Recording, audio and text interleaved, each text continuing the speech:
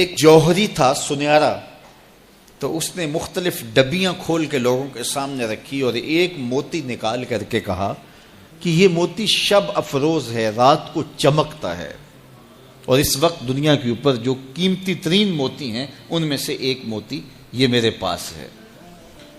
خیر اس نے اپنا سامان سمیٹا تو اس مجلس میں ایک چور بھی بیٹھا ہوا تھا، اس کے دل میں لالچ آ گئی، تو اس نے اس جوہری سے کہا کہ جناب کہاں کے ارادے ہیں؟ تو اس نے کہا کہ میں بمبئی جا رہا ہوں۔ اس نے کہا واہ واہ کیا اچھا ہوا، میں بھی تو بمبئی جا رہا ہوں، تو چلو اکٹھا سفر ہوگا۔ وہ جوہری سمجھ گیا اس کی نیت کے کھوٹ کو کہ یہ میرا ہم سفر تو نہیں ہے، اس کا دل آ گیا ہے اس موتی پہ اور مجھ سے ہر صورت یہ موتی چرانا چاہتا ہے۔ لیکن وہ بھی بڑا سمجھدار تھا، اس نے کہا آ جائیے کوئی بات نہیں۔ سفر چلتا رہا، رات ہوئی، جب سامان اتارا اور سونے کی تیاری کی تو وہ جو اس نیت سے ساتھ ہم سفر بنا تھا اس نے بھی اپنی قمیض اتار کے لٹکا دی، اور اس جوہری نے بھی۔ اس جوہری نے یوں کیا کہ نظر بچا کے وہ ڈبیا قیمتی موتی والی نکال کر کے اس کی جیب میں ڈال دی اور خود بے فکر ہو کے سو گیا۔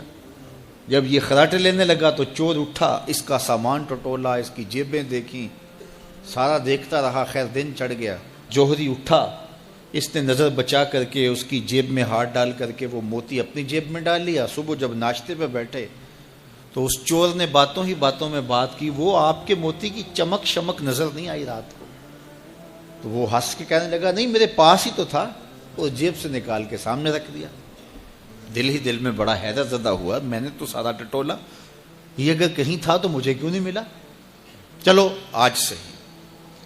اگلا دن آیا تو پھر اس نے قمیض اتار کے رکھی اور اس نے نظر بچا کے اس کی قمیض میں وہ موتی ڈال دیا اور خود بے فکر ہو کے سو گیا۔ یہ ساری رات اس کے سامان میں، اس کے لباس میں تلاش کرتا رہا اور وہ مزے سے سویا رہا۔ صبح اٹھا اور نظر بچا کے اپنی جیب میں ڈال لیا۔ ناشتے پہ پھر بات کی کہ وہ آج بھی کوئی چمک شمک دکھائی نہیں دی۔ اس نے کہا میرے پاس ہی تھا، جیب میں ہاتھ ڈالا اور سامنے رکھ دیا۔ بڑا حیرت زدہ ہوا، دل ہی دل میں سوچا چلو کل صحیح۔ اس نے پھر ایسے کیا اور یہ ساری رات اس کا سامان ٹٹولتا رہا پوری تفصیل کے ساتھ۔ خیر جب صبح ہوئی تو اس نے پھر نظر بچا کے اپنی جیب میں وہ موتی رکھ لیا تھا، تو اس نے پوچھا وہ رات والا موتی آپ کا نظر نہیں آیا جس کو آپ کہتے تھے چمکتا ہے؟ کہا وہ ڈبیا میں رکھا ہے اس لیے چمک دکھائی نہیں دی، تھا تو میرے پاس ہی، اور جیب میں ہاتھ ڈالا اور سامنے رکھ دیا۔ یہ سر پکڑ کے بیٹھ گیا، میں روز اس کی جیب ٹٹولتا ہوں، سامان بھی دیکھتا ہوں، یہ رکھتا کہاں ہے؟ میں نے تو کوئی جگہ نہیں چھوڑی۔ اس نے کہا سچ بتاؤں میں تیرا ہم سفر نہیں تھا، میں چور تھا، میں تم کو بتا رہا ہوں۔ اب آپ میرے بھی استاد نکلے، مجھے اتنا بتاؤ کہ یہ موتی آپ رکھتے کہاں تھے؟ میں ساری رات ٹٹولتا رہا اور 3 دن ہو گئے مجھے، میں نے کوئی گوشہ نہیں چھوڑا، آپ کا سامان کھول کھول کے دیکھا ہے، آپ کا لباس الٹ پلٹ کے دیکھا، لیکن مجھے ملا ہی نہیں، یہ رکھتے کہاں تھے؟ مجھے یہ تو بتاؤ۔ اس نے کہا لوگوں کی جیب میں ٹٹولتے رہے، اپنی جیب میں ہاتھ ہی نہیں ڈالا۔ بلے شاہ اڈ دیاں پھڑنے، جڑا گھر بیٹھا ہے انہوں پڑھیا ہی نہیں۔ وفی انفسکم افلا تبصرون، کہا تم کہاں اسے ڈھونڈ رہے ہو، ذرا اندر بھی اتر کے دیکھو، اندر اترو گے تو اس کا سراغ مل جائے گا۔ نہ مسجد وچ نہ مندر وچ، لب یار نو اپنے اندر وچ۔ جب اپنے اندر اترو گے تو پھر سراغ زندگی نصیب ہو جائے گا، عرفان ذات ہوگا تو پھر عرفان الہی نصیب ہوگا۔ لیکن ہم دائیں بائیں ڈھونڈنے نکلے لیکن اپنے اندر اتر کے نہ دیکھا، تو سراغ زندگی ملتا ہی تب ہے جب اس کی چوکھٹ پہ جھکنا بندہ سیکھ جاتا۔ تو اس کی چوکھٹ پہ جھک کر کے زندگی کی سربلندی حاصل کیجئے اور مقصد زندگی حاصل کیجئے۔ اپنی اولاد کو حضور علیہ السلام کے حسن کا ذکر سنائیے، حضور کے جمال کے تذکرے بتائیے۔ یہ انسانی فطرت ہے، یہ انسانی طبع ہے کہ اس کا حسن کی طرف میلان ہوتا ہے۔ جہاں بھی حسن ہو، چاہے وہ پھولوں کی نزاکت میں ہو، لطافت میں ہو، وہ کوسے قضا کی رنگینی میں ہو، دھنک کی شوخیوں میں ہو، ساون کے چڑھتے بادلوں میں ہو، یا وہ جھیل کی بچھی ہوئی آنکھ میں ہو، یا پپیہے کی آواز میں ہو، بلبل کے خوبصورت لہجے میں ہو، کوئل کی دل نواز صدائے محبت میں ہو، حسن جہاں بھی ہوگا، جس روپ میں بھی ہوگا، دلکش ہوگا۔ تو جب یہ طے ہے کہ انسان طبعاً حسن کی طرف مائل ہوتا ہے، تو حضرت اقبال کہتے ہیں کہ پھر اس کو اس کا ذکر سناؤ اور اس کے حسن کی بات سناؤ، جہاں حسن بھی پانی بھرتا ہے، عشق بھی غلامی کرتا ہے۔ حضور کے حسن کا ذکر سناؤ۔ مکھ چند بدرشا متھے چمک دی لاٹ نورانی ہے، کالی زلف تے اکھ مخمور رکھی ہن مد بھریاں۔ کائنات میں بڑے سونے ہوں گے، بڑے جمیل اور حسین، مہوش اور خوبصورت ہوں گے، لیکن جو جمال اللہ نے آمنہ کے لال کو دیا وہ انہی کو ہی دیا ہے۔ لکھاں آئے لوگ زمانے تے محبوب خدا جیا کوئی نہیں، لکھاں آئے لوگ زمانے تے محبوب خدا جیا، لکھاں سونے بن بن بہندے نے او دی خاکے پا جیا کوئی نہیں، او دی خاکے پا جیا۔ جو حسن ان کے پاؤں کے ناخن میں رکھا ہے، جو حسن ان کی ایڑی میں رکھا ہے، اللہ اکبر، جو حسن ان کے تلووں سے نکلنے والی گرد میں رکھا ہے، ان کے نالین کے جوڑوں سے نکلنے والی دھول میں رکھا ہے، وہ کہکشاؤں میں بھی نہیں ہے۔ جس کے تلووں کا دھون ہے آب حیات، جس کے تلووں کا دھون آب حیات ہے، وہ جانے مسیحا ہمارا نبی۔ اللہ اکبر۔ حضرت میمونہ بنت کردم رضی اللہ تعالی عنہ صحابیہ ہیں، فرماتی ہیں مجھے شوق ہوا حضور کو دیکھنے کا، تو میں اپنے باپ کے ساتھ حضور کو دیکھنے آئی، اور حضور ناقہ پہ سوار تھے، چہرے کی چمک کہ آنکھ نہیں اٹھتی تھی، کہاں ہمت کے اس جمال کی تابشوں کی تاب لا سکیں۔ تو کہا میرے میں ہمت نہ پڑی کہ جمال روح محمد کا نظارہ کروں، تو میری نظر ادب سے اور جلووں کے وفور سے جھک گئی، تو میں حضور کا چہرہ تو نہ دیکھ پائی، لیکن حضور سواری پہ بیٹھے تھے تو میری نظر حضور کے مبارک قدموں پہ پڑی۔ فما نسیتو فیما نسیتو طولا اصبعہ، فرماتے ہیں کہ حضور کی مبارک انگلی کی لمبائی اور اس کا جمال اور اس کا اعتدال اور اس کا حسن، فرمایا مدتیں گزر گئیں، ابھی تک وہ سحر اترتا ہی نہیں ہے، ابھی تک وہ نشہ ہی نہیں اترا۔ کہا چہرے کو تو نہیں دیکھ سکی، لیکن میں حضور کی مبارک پاؤں کی ایک انگلی کی زیارت کی ہے، اور میری نظر بس وہی پڑی، اور ایک لمحے کے لیے پڑی، اور دوبارہ دیکھنے کی تاب بھی نہیں ہوئی، لیکن حضور کی انگلی کا وہ جمال اب تک میرے خیالوں میں بسا ہوا ہے۔ یار جس کے مبارک پاؤں کی انگلی اتنی جمیل ہے کہ سال گزرنے کے بعد وہ سحر ختم نہیں ہوتا، اس کی پیشانی کی چمک کا عالم کیا ہوگا، اس کے رخساروں کا جمال کیسا ہوگا۔ تو ایک شاعر نے تو قلم توڑ دیا، اس نے کہا کہ قدموں پہ جبیں کو رہنے دو، قدموں پہ جبیں کو رہنے دو، چہرے کا تصور مشکل ہے۔ ذرا غور کیجئے، یہ میمونہ بنت کردم کی کہانی، شاعر کی زبانی میمونہ بنت کردم کی کہانی، اور آپ کی سماعتوں کو چمک دے رہی ہے اور میری زبان کو لطافت بخش رہی ہے۔ میری زبان میٹھی نہیں ہے، حضور کا نام میٹھا ہے۔ وہ کسی نے کہا تھا نا کہ میں بلبل خوش لہجائے گلزار نبی ہوں، میں بلبل خوش لہجائے گلزار نبی ہوں، میٹھی ہیں میری باتیں نمک خار نبی ہوں۔ میں میٹھا نہیں ہوں، میری زبان پہ جو نام ہے وہ نام میٹھا ہے۔ آپ کی سماعتوں میں رس گھل رہا ہے تو یہ نام محمد کی برکت ہے، اور روح کو تازگی مل رہی ہے، فرحت مل رہی ہے۔ ابھی شعر مکمل ہوگا تو آپ بے چین ہو جائیں گے، اندر بوٹی مشک مچایا اتے جہاں پھلاں تے آئی ہوں، خوشبو پھیل جائے گی اندر۔ سنیے لفظ، میمونہ بنت کردم کہتی ہیں کہ میں اس جمال کو ابھی تک بھول نہیں سکی، وہ نشہ ابھی تک اترا نہیں ہے، وہ حسن ابھی تک نگاہوں سے ہٹا نہیں ہے۔ سال گزر گئے، مدتیں بیت گئیں، ابھی تک انگلی کا جمال نگاہوں کے سامنے ہے۔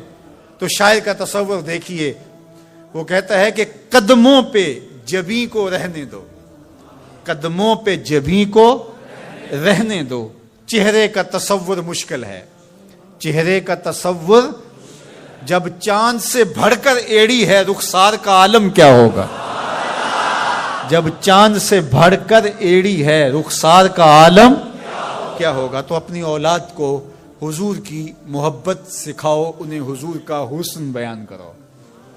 مجھے بتاؤ کہ میں حضور کے حسن کا ایک واقعہ سنایا ہے، آپ کی روح پرواز کر رہی ہے کہ نہیں؟ حضور کی محبت کا لیول بلند ہوا کہ نہیں ہوا؟ اور یہ ابھی حضور کی مبارک انگلی کا حسن تھا، ابھی رخ منور کا تذکرہ نہیں چھڑا، ابھی پیشانی کی کہانی نہیں چھڑی، ابھی تو لب لالی کی بات نہیں ہوئی، ابھی تو زلف عنبری کی کہانی نہیں چھڑی، ابھی تو ان کی مبارک آنکھوں کی بات ہی نہیں ہوئی۔ کیا خوب سجن دیاں اکھیاں نے، کیا خوب سجن دیاں اکھیاں نے، جویں پر کے سرائیاں رکھیاں نے۔ ابھی تو ان آنکھوں کا تذکرہ نہیں چھڑا اور مازاق کے کجلوں کی کہانی نہیں چھڑی، ابھی تو ابروؤں کی بات نہیں ہوئی، ابھی تو لامبی پلکوں کا تذکرہ نہیں چھڑا، ابھی تو ید اللہ والے ہاتھوں کی بات ہی نہیں ہوئی، ابھی تو علم نشرہ کے سینے کا تذکرہ ہی نہیں ہوا، ابھی تو حضور کی مبارک زلفوں کے خم جن کو خدا بھی حمیم کہے، ابھی تو اس کی کہانی نہیں چھڑی، ابھی تو پاؤں کی انگلی کی بات ہے اور روح رقص کر رہی ہے۔ تو جب آپ اپنی اولاد کو حضور کے چہرے کا ذکر کریں گے، حضور کے جمال کی کہانی سنائیں گے، تو ان کے سینے میں حضور کا پیار پیدا ہوگا یا نہیں ہوگا؟ حضرت لقمان حکیم نے اپنے بیٹے کو کہا، 3 نصیحتیں تجھے کرنے لگا ہوں، یہ 3000 نصیحتوں کا خلاصہ ہے، اور ان میں بھی 2 کو یاد رکھنا، 1 کو بھول جانا۔ تو بیٹا ہمہ تنگوش ہو گیا، تو حضرت لقمان بولے، جو نیکی کی ہے اس کو بھول جانا، جو نیکی کی ہے اس کو بھول جانا، اور موت کو اور اپنے رب کو یاد رکھنا۔ یہ میری ساری نصیحتوں کا خلاصہ ہے۔ جو نیکی کی ہے وہ بھول جانا، چاہے وہ کسی شخص کے ساتھ کی ہے، چاہے وہ نیکی عبادت کی صورت میں ہے، چاہے وہ ریاضت کی شکل میں ہے، خدمت انسانی ہے، کسی رشتہ دار کے ساتھ نیکی کی ہے، تو کہا بھول جانا جس طرح کی ہوئی نہیں ہے۔ حضرت معاذ بن جبل رضی اللہ تعالیٰ عنہ حضور کے روضہ انور کے سامنے بیٹھ کے رو رہے تھے، حضرت عمر گزرے تو پوچھا، اے معاذ کیوں رو رہے ہو؟ کہا صاحب مزار کا ایک فرمان یاد آیا جس نے رلا دیا۔ کہا وہ کیا فرمان ہے؟ کہا ایک دن حضور نے کہا تھا ادنا سی ریا بھی شرک ہے، تھوڑی سی ریاکاری بھی شرک ہے۔ اللہ صرف اس عمل کو قبول کرتا ہے جو محض اس کے لیے کیا جائے۔ تو نیکی خالص اللہ کے لیے کریں گے تو قابل قبول ہے۔ اللہ تعالیٰ غیرت والا ہے، وہ کسی اور کو اپنے ساتھ شریک ہونا پسند نہیں کرتا۔ تو جب بھی نیکی کرو، یہ سلس دین ہے، انما الاعمال بالنیات۔ اس حدیث کو علماء نے کہا ہے 3 حصہ دین کا اس میں ہے کہ اعمال کا دار و مدار نیتوں پہ ہے۔ نیت کا خالص ہونا شرط ہے، ورنہ محنت بھی کی، سجدے بھی کیے، خیراتیں بھی کی، سب کچھ کیا، لیکن نامہ اعمال میں 0 کو ہوگا۔ کیتی کتری پئی کھو محمد تے سکہ بنیا زردہ۔ تو ریاء سے بچنے کی تلقین کی گئی۔ حضرت لقمان حکیم نے کہا جو نیکی کی ہے اس کو بھلا دینا، اللہ کو اور اپنی آخرت کو کبھی فراموش نہ کرنا۔ جب آخرت مستحضر رہتی ہے، ہر وقت بندہ خیال میں رہتا ہے کہ میں اللہ کے حضور پیش ہونا ہے، ایک میدان لگنا ہے، وہاں ترازو گڑے گا، اعمال تولے جائیں گے، تو خود بخود اپنا محاسبہ کرتا رہتا ہے۔ یہاں وہ کچہری خرید سکتا ہے، عدالتیں خریدی جا سکتی ہیں، تھانے یہاں بک جاتے ہیں، یہاں منصف بک جاتے ہیں، لیکن وہاں اللہ کی پولیس نہیں بکے گی، وہاں کے تفتیشی نہیں بکیں گے، وہاں کے تھانے، وہاں کی کچہریاں نہیں بکیں گی، وہاں ترازو پورا وزن تولے گا۔ یوم تبلی السرائر فما له من قوت ولا ناصر۔ فرمایا جس دن راز کھول دیے جائیں گے، کوئی کسی کی مدد نہیں کر پائے گا، اور نہ کوئی طاقت سے اپنے عیب کھلنے سے روک سکے گا۔ تو جب مستحضر ہوگا کہ میں اللہ کے حضور پیش ہونا ہے، ایک کچہری لگنی ہے، ایک عدالت لگنی ہے۔ آج مکار آدمی، جھوٹا آدمی، خائن آدمی، بد کردار آدمی بچ کے نکل جاتا ہے، عدالتوں کو چکمے دے جاتے ہیں لوگ، عدالتیں خرید لیتے ہیں، دھمکا لیتے ہیں، سب کچھ ہو جاتا ہے اس دنیا میں۔ طاقتور کی کوئی بات نہیں کرتا، کمزور پھٹے چڑھا دیے جاتے ہیں، لیکن ایک عدالت ایسی لگنے والی ہے جہاں انصاف ہوگا، جہاں عدل ہوگا، تو اس لیے کہا کبھی اس کو فراموش نہیں کرنا، اور دوسرا اپنے رب سے کبھی بھی غافل نہیں ہونا۔ اپنے رب سے جو غافل ہو جاتا ہے وہ زندگی کے مقصد کو کھو بیٹھتا ہے، اور اسی کو رومی کہتے ہیں دنیا ہے یہ چیز دنیا از خدا غافل بدن۔ دنیا کیا ہے؟ کہا سونے چاندی ہیرے جواہرات کا نام دنیا نہیں ہے، خدا سے غافل ہو جانے کا نام دنیا ہے۔ تو اس لیے اللہ کے ذکر سے، اس کی یاد سے، اس سے کبھی بھی غافل نہیں ہونا چاہیے، اور اگر کوئی اس سے غافل ہو گیا تو سن لو، وَلَا تَكُونُوا كَالَّذِينَ نَسُوا اللَّهَ فَأَنسَاهُمْ أَنفُسَهُمْ أُولَٰئِكَ هُمُ الْفَاسِقُونَ۔ کہا ان لوگوں کی طرح نہ ہو جانا جو خدا سے غافل ہو گئے۔ تو جب وہ خدا سے غافل ہو گئے، اللہ نے انہیں ان کی ذاتوں سے بے خبر کر دیا۔ کسی نے کہا اقبال سے کہ تو نے خود ہی کا سبق کہاں سے لیا تھا؟ کہا قرآن کی اس آیت سے لیا تھا۔ اور یہ بات ذہن میں بٹھا لیں اپنے لیے بھی، اور اپنی اولادوں کی طبع میں راسخ کریں جیسے بھی ہو سکے، کہ ایک چیز کو بھول جانا ہے، جو نیکی ہو گئی بھول گئے، اور اللہ کو بھی یاد رکھنا ہے اور آخرت کو بھی یاد رکھنا ہے۔ یہ چیز یاد رہ گئی تو سمجھ جاؤ خیر ہے، اور اگر یہ دو چیزیں بھول گئی اور جو بھولنے کی چیز ہے وہ یاد رہی تو سمجھو ہم نے اپنا سب کچھ لٹا دیا۔ ایک خاتون آتی ہے، اس نے کہا حضور میرے لیے دعا کیجئے کہ میں جنت میں جاؤں۔ تو فرمایا بوڑھی عورتیں تو جنت میں نہیں جائیں گی۔ تو ظاہر ہے کہ یہ بات تو اس پر بڑی شاک گزری، پریشان ہو گئی، تو اس نے رونا شروع کر دیا۔ تو فرمایا نہیں بوڑھی عورتیں جنت میں نہیں جائیں گی۔ خاصی پریشان ہوئی تو حضور نے مسکرا کے کہا جو بھی جائیں گی جوان ہو کے جائیں گے، جنت میں بڑھاپا نہیں ہوگا۔ 33 سال کی عمر کا ہر شخص ہوگا، مرد بھی اور عورت۔ جردن مردن، داڑھی بھی نہیں ہوگی، مونچھیں بھی نہیں ہوں گی، اور صرف انبیاء علیہ السلام کی کچھ ذوات ہیں اعزاز کے طور پہ جن کی داڑیاں ہوں گی، باقی جردن مردن فرمایا گیا ہے۔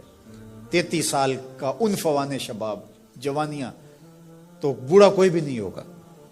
تو کہا کہ بوڑھی عورتیں تو جنت میں نہیں جائیں گی۔ اس طرح ایک شخص آیا، اس نے کہا جناب میں نے سفر پہ جانا ہے اور مجھے کوئی اونٹ عطا کر دیجیے۔ فرمایا میں تو اونٹ کا بچہ دوں گا۔ اس نے کہا حضور میں نے بچے کو کیا کرنا ہے، نہ بوجھ اٹھا سکے نہ سوار اس کے اوپر ہوا جا سکے۔ کہا میں تو بھائی بچہ ہی دوں گا۔ اس نے کہا حضور مجھے کوئی اونٹ دے دیجیے، میری ضرورت ہے۔ فرمایا میں تو بچہ ہی دوں گا۔ تو وہ بڑا پریشان ہوا، فرمایا مجھے بتا کوئی اونٹ ایسا ہے جو کسی اونٹ کا بچہ نہ ہو۔ تو یہ سچ بھی ہے اور مزہ بھی ہے۔ ایک صحابی تھے، وہ حضور علیہ الصلوۃ والسلام کے لیے دیہات کی چیزیں لایا کرتے تھے۔ وہ ہوتا نا ہمارے بھی دیہاتی دوست آتے ہیں، گڑ لے آتے ہیں، کوئی ساگ پات لے آتے ہیں۔ تو اس زمانے میں جو بھی دیہاتی چیزیں تھیں، تو وہ بدو تھا کسی دیہات کا، تو دیہات کی کوئی چیزیں لے آیا کرتا تھا، اور پھر حضور اس کو شہر کی چیزیں دیا کرتے تھے۔ اللہ اکبر۔ اور وہ گھاس لا کے شہر میں بیچتا تھا۔ تو ایک دن وہ بازار میں گھاس رکھ کے بیچ رہا تھا۔ حضور علیہ السلام چپکے سے پیچھے سے گئے اور اس کی آنکھوں پر ہاتھ رکھ دیا۔ اس کو ہماری زبان میں کہتے ہیں کولی بھرنا۔ کیا کہتے ہیں؟ کبھی آپ نے بھی کسی دوست کی کولی بھری ہوگی نا، جب کوئی آپ کا بڑا گوڑا دوست ہو، اس سے آپ کا ہلکا پھلکا مزاح بھی ہو، تو آپ پیچھے سے آ کے چپکے سے اس کی آنکھیں بند کر دیتے ہیں۔ آپ دیکھنا چاہتے ہیں کہ یہ ہر وقت میرا ذکر کرتا رہتا ہے، میں دیکھوں کہ اب اس کے لب پہ سب سے پہلے کس کا نام آتا ہے۔ ایسا ہی ہوتا ہے نا کہ بندہ پوچھتا ہے کہ کس نے میری آنکھوں پہ ہاتھ رکھے، اور انسان کے دماغ میں پہلے وہ نام آتے ہیں جن سے وہ بڑی محبت کرتا ہے۔ تو کولی بھرنے کا مقصد ہی یہ ہوتا ہے کہ میں دیکھوں کہ میرا نام کس نمبر پہ آتا ہے، اور اس کی کوشش ہوتی ہے کہ میں پہلی مرتبہ ہی بوجھ لوں۔ اللہ اکبر۔ تو حضور نے آ کے کولی بھر لی۔ اب حضور کے ہاتھ آنکھوں پہ آئے ہوں اور سینوں تک ٹھنڈ نہ گئی ہو، یہ کیسے ہو سکتا ہے؟ تو حضور نے کولی بھر لی، لیکن حضور اس کی آنکھیں دبا رہے ہیں اور وہ بولتا ہی نہیں، وہ بولتا ہی نہیں ہے۔ اور میں کہتا ہوں اس نے کبھی بھی نہیں بولنا تھا۔ سفنے دے وچ ماہی ملیا، سفنے دے وچ ماہی ملیا تے گل وچ پا لیاں باواں۔ سفنے دے وچ ماہی ملیا تے گل وچ پا لیاں باواں، ڈر دی ماری اکھ نہ کھولا متے پھر وچھڑ نہ جاواں۔ حضور آنکھیں دبا رہے ہیں، وہ آنکھیں نہیں کھولتا، بلکہ اس نے کیا کیا، اپنی کمر کو پیچھے کر کے حضور کے سینے سے جوڑ کے رگڑنا شروع کر دیا۔ پھر حضور خود ہی بولے، فرمایا اس غلام کو کون خریدے گا؟ اس نے کہا حضور مجھے کس نے خریدنا، میں تو بہت سستا ہوں۔ تو میرے حضور نے فرمایا تو بہت مہنگا ہے، تو بہت مہنگا ہے۔ فرمایا کرتے تھے یہ ہمارا دیہات ہے، ہم اس کے شہر ہیں۔ تو یہ حضور کا مزاح ہے۔ تو مزاح کرنا جائز ہے، لیکن حضور نے آ کے کولی بھری نا، کسی صحابی کو جرأت تو نہیں ہے کہ آ کے حضور کی کولی بھر لے۔ تو چھوٹا بڑے سے مزاح نہ کرے، بڑا چھوٹے سے مزاح کرے۔ ہر دور میں ایسا ہوا ہے کہ جب کسی کو سمجھایا جائے اور اس کا نفس نہ مان رہا ہو، اس کے نفس پہ شاک ہو، تو وہ پھر کب بات مانتا ہے؟ جب میرے حضور نے لوگوں کو سمجھایا کہ تم غلط راہوں پہ ہو تو وہ ماننے کے لیے تیار تھے، لیکن کیا یہ کہہ کے راستہ فرار کا اختیار کیا گیا کہ یہ دور نہیں رہا کہنے کا ٹھیک ہے اپنی مرضی جائیں جہنم میں؟ کہا نہیں، تم مانو نہ مانو میں تمہاری دہلیز تک پہنچ کے اللہ کا پیغام پہنچاؤں گا۔ تو کیا آج اگر کوئی بچہ ہمارے پہ ناراض ہو جاتا ہے سختی کرنے کی وجہ سے، تو اس کی ناراضگی کے ڈر کی وجہ سے اس کو ہم نہیں کہیں گے؟ تو ایسا نہیں ہوتا۔ وقتی طور پہ اگر اس کو سمجھ نہیں بھی آ رہی، لیکن ایک وقت آئے گا وہ سمجھے گا کہ میرا خیر خواہ یہ تھا۔ وہ استاد، وہ مربی ہمارے جنہوں نے سختی کی ہمارے اوپر، اور پھر آج ہم کسی منزل پہ اگر پہنچے تو ہم ان کے شکر گزار ہوتے ہیں کہ نہیں ہوتے؟ کہ فلاں استاد فلاں زمانے میں بڑی سختی کی، لیکن ہم پڑھے ہی اس کی وجہ سے ہیں۔ تو ماں باپ سختی کرتا ہے، بچپنے کی عمر، لڑکپن کا زمانہ، تو اولاد کو بعض کا ماں باپ کی باتیں جو ہیں وہ اچھی نہیں بھی لگتی، لیکن ماں باپ کا ایک حیا ادب ہوتا ہے، تو قبول تو ان کو کرنا ہی پڑتا ہے۔